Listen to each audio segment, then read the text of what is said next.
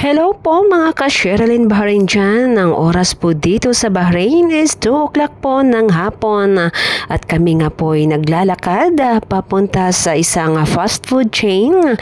Kasama ko nga po ang aking best of friends. At dahil sa kami napagod at nagutom, at kami nga po ay kakain muna dito sa isang kainan sa KFC. Galing po kami sa bahay ni Miss Ivana Alawi.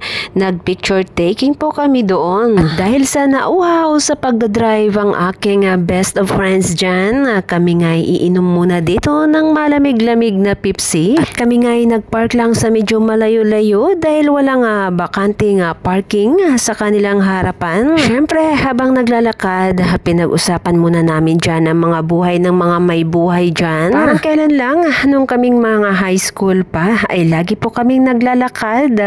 Ang hobby po talaga namin is lakad ng lakad. At hanggang ngayon po na andito na kami sa Bahrain, ay ito pa din, lakad ng lakad. Nakakatawa at masaya sa pakiramdam pag binalik-balikan ang nakaraan kung gaano kami kabait nung high school pa lamang. At syempre hanggang ngayon, mabait pa din naman kami. At syempre sa aming batch, kilala po kami dahil mabait po kami talaga. Mahilig po kami maglakad. Yun nga lang, lagi kaming late sa klase. Siyempre, hindi naman kami nagpapatalbog dyan pagdating sa academic. Dahil sa ako lagi ang nagsusulat sa blackboard, laging sekretary sa room. Kaya naman hanggang ngayon, siyempre, proud ako dyan. Maganda talaga ang aking handwritten. Dahil nasanay sa pagsusulat, ang saya sa pakiramdam, lalo na ma-appreciate ng ibang tao, marinig ko sa mga taga-embassy, sa mga clients at syempre sa mga friends na maganda daw ang aking handwritten. Syempre, binawi ko na lang sa handwritten yan kasi hindi naman maganda ang aking mukha. Kaya na nga, dito na kami sa loob ng KFC at kami nag-order muna ng pampalamig lang at ito nga ang aming in-order para naman na mahibsan ang aming uhaw. At hindi ko na rin mabilang kung ilang buhay na din ang aming pinag-uusapan dyan, kung kani-kaninong buhay na lang dahil hindi naman namin pinag-uusapan ang aming buhay dyan. Parang kailan lang at ito na po kami ngayon, 32 years of friendship na.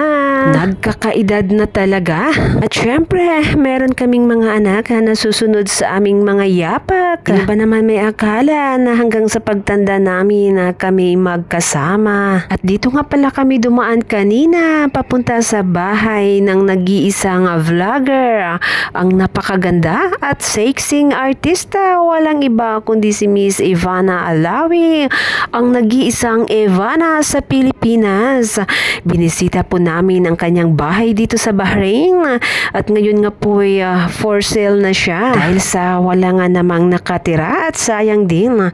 Super ganda pa naman at ang laki sana. Meron po akong vlog dyan para sa bahay ni Miss Ivana Alawi na andito ngayon sa Bahrain. Thank you so much guys sa pag-subscribe sa aking YouTube channel at syempre nang dahil sa inyo ay na-monetize na po.